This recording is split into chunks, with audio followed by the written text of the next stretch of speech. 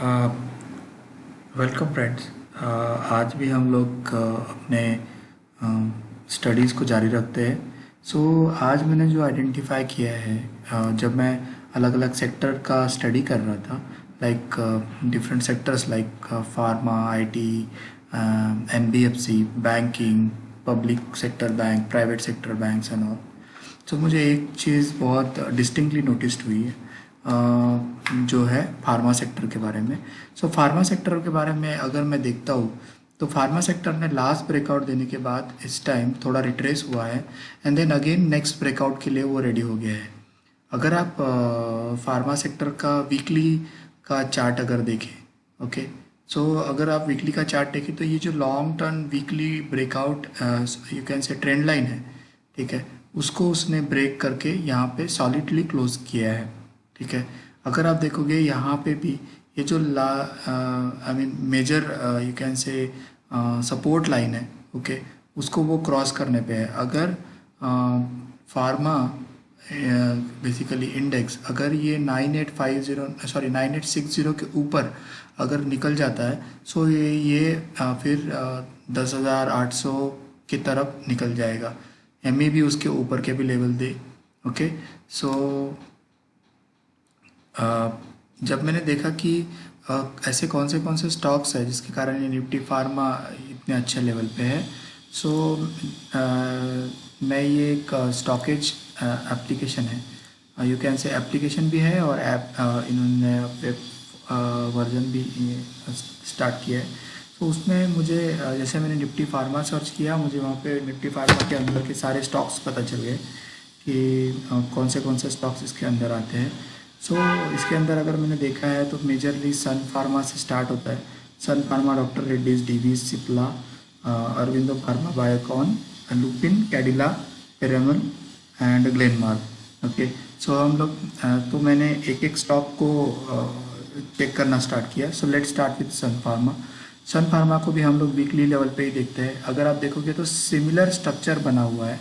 Okay, अगर आप देखोगे तो यहाँ पे जो बहुत टाइम से रेजिस्टेंस ले रहा था, वहीं से उसने अभी ब्रेकआउट दिया था।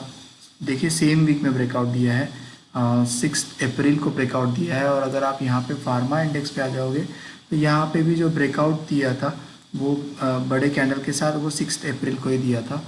अगर आप देखोगे तो यहाँ पे एक अच्छे वॉल्यूम के साथ ब्रेकआउट दिया 6 अप्रैल को, देन थोड़ा ऊपर गया, रिट्रेस हुआ है, उस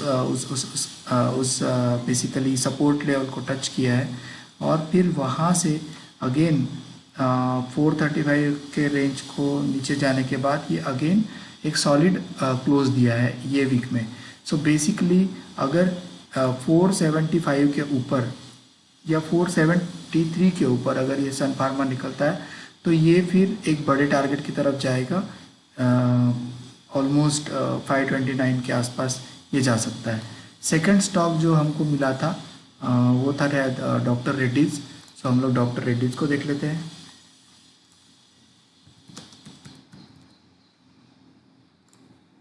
ओके, नेक्स्ट स्टॉक अगर आप देखोगे doctor Reddy's, exactly similar like Sun Pharma तो नहीं बोल सकते, बट ऑलमोस्ट सिमिलर स्ट्रक्चर यहाँ पे भी फॉर्म हुआ है।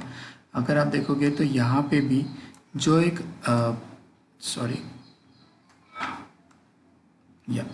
अगर आप देखोगे तो यहाँ से उसने ब्रेकआउट दिया था। ये जो था आपका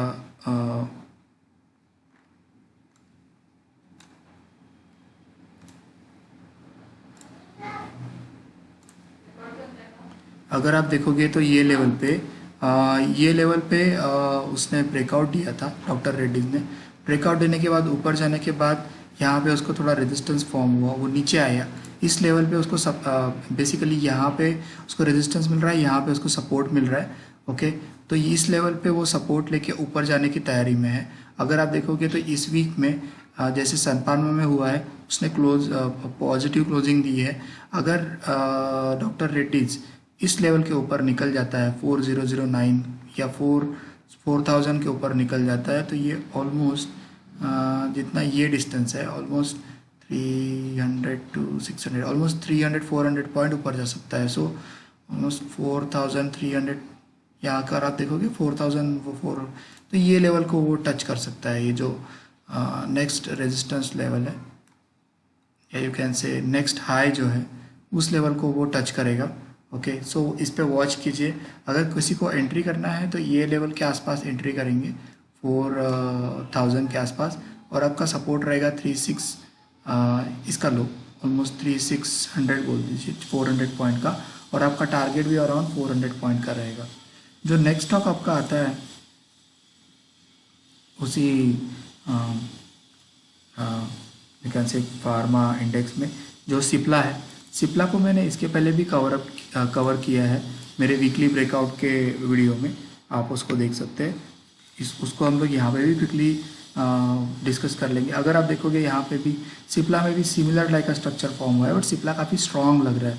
अगर आप देखोगे तो बाकी इसमें अभी तक जो रेंज ब्रेकआउट था वो हुआ नहीं है। सिप्ला में उसने रेंज ब्रेकआउट दिया और काफ़ी पॉजिटिव पे क्लोज करके बैठा हुआ है।